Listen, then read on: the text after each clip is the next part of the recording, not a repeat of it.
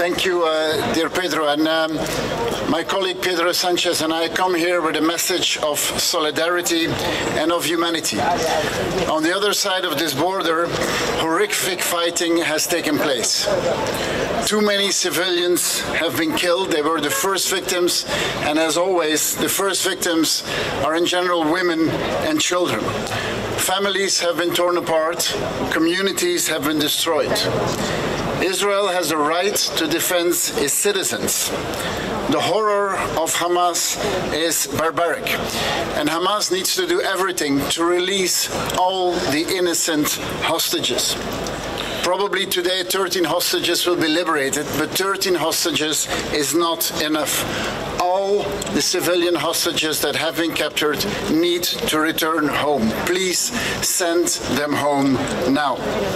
Hamas must end the cycle of violence that they started on October 7. And the military operation that Israel is conducting to stop the terrorist attacks must respect international humanitarian law. A military operation needs to respect international humanitarian law. The killing of civilians needs to stop now. Way too many people have died. The destruction of Gaza is unacceptable. We cannot accept that a society is being destroyed the way it is being destroyed.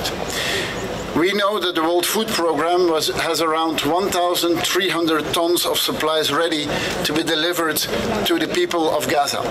We are talking about water, about fuel, about medicines, about other basic needs. We have absolutely no time to waste during this ceasefire. People have fled their homes, they are living in very difficult circumstances, and winter is coming. So we must do everything for the help that is standing there to get it to the other side of the border. And Egypt is doing all it can. And really I would like to thank the leadership of Egypt in this, but altogether we cannot lose further time. And Belgium has upscaled its humanitarian aid. We are sending medicines, we are sending sleeping bag, hygiene kits. We will have additional planes coming in the next days. I believe that a joint mission like this has an important message to give. And that message, we give it here on the behalf of the European Union. There is no military solution to this conflict. One day, people will need to talk to each other, and a political solution is the only solution that is possible. And so the talks need to be relaunched. We need to stop the settler violence on the West Bank, and we need to stop the killing of innocent people. We need to respect international humanitarian law, and we must make sure that all parties are abiding by the rules. And indeed, Pedro, we hope that the peace conference can take place as soon as possible. And the last word that I would like to address is to all of you. There are here hundreds of volunteers who share the message that we bring here, a message of humanity, a message of solidarity.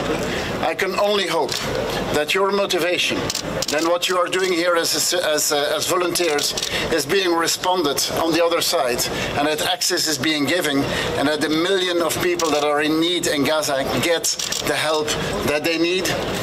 And as I said before, a temporary ceasefire is good. A permanent ceasefire is the objective and is the only way to help the killing of innocent people. Thank you.